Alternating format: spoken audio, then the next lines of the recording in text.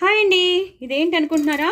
ఇది కొబ్బరి స్వీట్ చాలా చాలా బాగుంటుంది. ఒక రకంగా డెజర్ట్ అనుకోండి. ఎప్పుడు నేను బెల్లంతో చేస్తాను, ఇవాళ మాత్రం నేను పంచదార వేసి చేశాను. దీని రెసిపీ నేను మీకు షేర్ చేస్తాను. చాలా చిన్న వీడియోనే, ఏం పెద్దది కాదు. మీరు కూడా చేసేసుకోండి, చాలా చాలా బాగుంటుంది. నేను దీన్ని గ్రైండర్లో వేసి చేసేసాను. ఇలాచి వేసాను, అలాగే పంచదార వేసి చేశాను.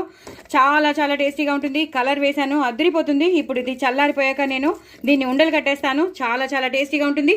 దయచేసి మీరు నా ఛానల్ని సబ్స్క్రైబ్ చేసుకోండి, సపోర్ట్ చేయండి. మీకు కావాలంటే మీరు జీడిపప్పులు వేసుకోవచ్చు, బాదం పప్పులు వేసుకోవచ్చు, కిస్మిస్ వేసుకోవచ్చు.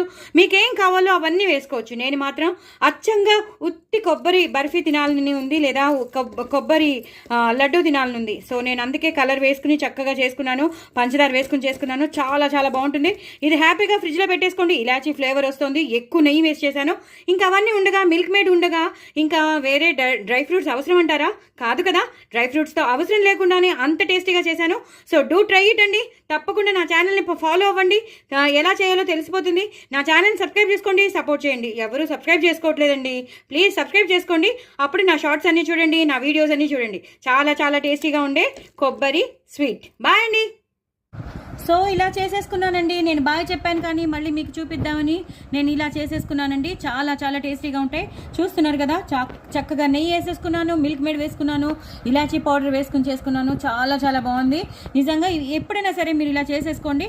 రొటీన్గా కాకుండా ఇలా చేసుకుని పిల్లలకి పెడితే మాత్రం, ఇప్పుడు హాలిడేస్ కాబట్టి హ్యాపీగా తినేస్తారు. ఫ్రిడ్జ్లో పెట్టేయండి, హ్యాపీగా ఉంటాయి. చూడండి, నేను ఇలా తీస్తాను. ఇంత లౌజ్గా ఉన్నాయి, లమ్స్గా ఉన్నాయి. సో డూ ట్రై ఇట్ అండి. నా ఛానల్ మాత్రం సబ్స్క్రైబ్ చేసుకోండి. చాలా టెంప్టింగ్గా ఉన్నాయి కదా. మరి ఇంకెందుకు ఆలస్యం అండి, చేసేసుకోండి, ఎంజాయ్ చేయండి. నా ఛానల్ మాత్రం సబ్స్క్రైబ్ చేసుకోండి. అస్సలు మర్చిపోద్దండి. బాయ్ అండి.